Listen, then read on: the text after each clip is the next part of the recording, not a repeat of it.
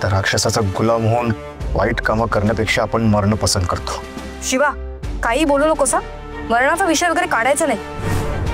पुन्हा हे बोलास ना तर मुस्काट फोडेन तुझं. जे घडणार नाहीये ते बोलायचं कशाला?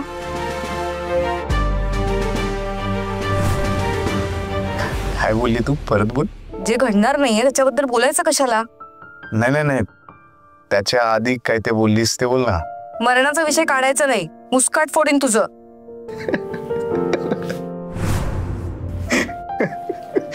काय रे हसतोस? काय काय झालंय? काही नाही. ऐक, आय लव्ह यू. अम्मा आप्पा आहेत का बाजूला? नाही. मग बोल ना. I love you to.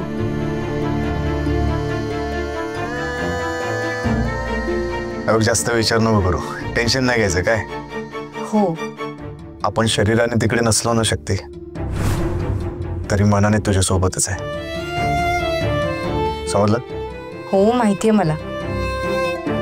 आणि तुझ्या मनासोबतच मी त्या तेवणाऱ्या ज्योतीचीही काळजी घे. तू सुद्धा काळजी करू नकोस हा. चल झोप आता शांत, रात्र झालीये. नको, राहू दे चालू. कशाला? अरे झोप ना. हा, काय चालू आहे ते आपण ऐकत बसतो ना. तू टेन्शन नको घेऊ, चालू राहू दे. पण शिवा, तू रात्रभर जागा राहणार आहेस का? हा, मग तू जागणार तर आपण जागायला काय हरकत आहे? एकत्र जागू ना आपण. अरे हो काय? नाही नाही, रात्र खूप झाली, सर झोप आता. नाही, मी फोन ठेवते. हा नको. शिवा, मी फोन ठेवते. नाही बोललो तर? शिवा, मी फोन ठेवते. अरे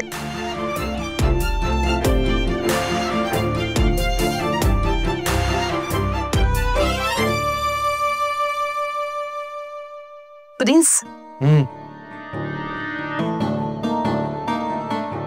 तुम्ही जे काय ठरवले ते तसं होईल ना? नाही म्हणजे तुम्ही बनवलेला प्लॅन आपल्यावरच नाही ना उलटणार आहे? तू तुझ्या नवऱ्याला पूर्णपणे ओळखत नाहीस की तुझ्या नवऱ्यावरचा विश्वास हळूहळू ढासळत चाललाय? नाही नाही, असं नाहीये. मला फक्त एवढंच म्हणायचं. मी चिटकोबा नाहीये. चिटकोबा जास्तीत जास्त काय करू शकतो? जास्तीत जास्त स्वतःच्या शक्तीने लोकांना घाबरवू शकतो, त्रास देऊ शकतो.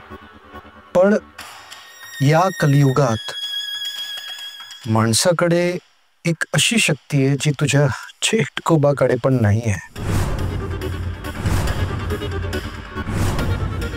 आणि ही शक्ती वापरून